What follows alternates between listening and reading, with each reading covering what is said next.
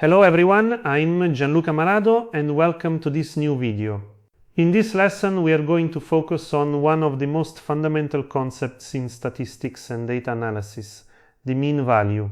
You've probably heard people talk about average exam scores, average salaries, or average performance in business and sports. All of these are based on the mean, but very often the mean is used without really understanding what it measures, how to compute it correctly, and most importantly, when it can give you a distorted picture of reality. In this video, we'll clarify exactly what the mean represents, walk through simple examples to see how it's calculated, and look at real-world situations where the mean works well and where it can be misleading. The mean is a key building block for statistics, data analysis, and modern machine learning. If you work with data in any way, you must master this concept. Let's get started and really understand what the mean is and how to use it wisely. Now that we've introduced the mean, let's see why it's so important and why you should really master it. Whenever you hear about average exam scores, average salaries, a player's average points per game, or a company's average monthly revenue, you are dealing with the mean. Finance professionals, business analysts, and machine learning engineers also rely on it every day. The power of the mean is that it compresses an entire dataset into a single, easy-to-communicate number. Instead of looking at hundreds or thousands of values, you can often start by looking at just one, the mean. Conceptually, you can think of the mean as the center of mass or balance point of your data. If each data point were a weight on a number line, the mean is the point where everything would balance perfectly. Because of this balancing property, the mean becomes a fundamental building block for many statistical methods and models. If you want to make sound, data-driven decisions in any field, understanding the mean is absolutely essential. On this slide, I want you to build a clear, intuitive picture of what the mean really is. Think of your data points as small weights placed on a number line. Each value sits at its own position, pulling the line down slightly at that point, just like weights on a balance. The mean is the exact point on this line where everything would balance perfectly. If you placed a pivot under that red point you see on the slide, the system would stay level, not tipping to the left and not tipping to the right. Another way to say this is the mean is the value everyone would have if the total were shared equally. Look at the simple example. The numbers are 5, 7 and 8. Their total is 20. If you split 20 equally among the three values, each person would get about 6.67. That shared equal amount is the mean. Now, let's see step by step how to actually calculate the mean. On the slide, you see the general rule written in simple terms. Mean equals the sum of all values divided by the number of values. So there are really just two operations to remember. First, add everything. Second, divide by how many values you have. Look at the small example on screen. Our data are 4, 6 and 10. Step 1, we compute the sum. We add 4 plus 6 plus 10, and we get 20. You can imagine all three numbers flowing into the calculator and producing this total. Step 2, we count how many values there are. In this case, we have three numbers, 4, 6, and 10. Step 3, we compute the mean, we take the total, 20, and we divide it by 3. 20 divided by 3 is approximately 6.67.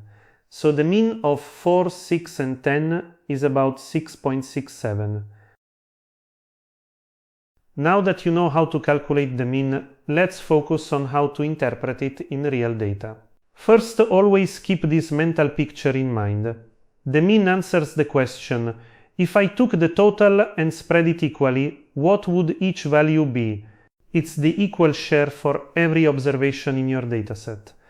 The mean works especially well when your data are roughly symmetric and there are no extreme values. In those situations, the mean is a good representation of a typical value. On this slide, you see simple bar charts comparing group means. For example, if class A has a mean score of 78 and class B has a mean of 82, we can say that on average students in class B scored slightly higher than those in class A. The same idea applies to business. If one store has higher average monthly sales than another, it's generally performing better over time. So use the mean to summarize and compare groups, but always remember what it represents, an equal sharing of the total. Now, let's look at a situation where the mean can actually mislead you. On this slide you see the salaries in a small company, 30,000, 32,000, 35,000, 40,000, and then one person earning 500,000. If you compute the mean salary, that very high value pulls the mean up a lot. The result is a number that sounds impressive, but does not reflect what most people actually earn. Look at the plot. 4 salaries are low and close together, and one salary is extremely high.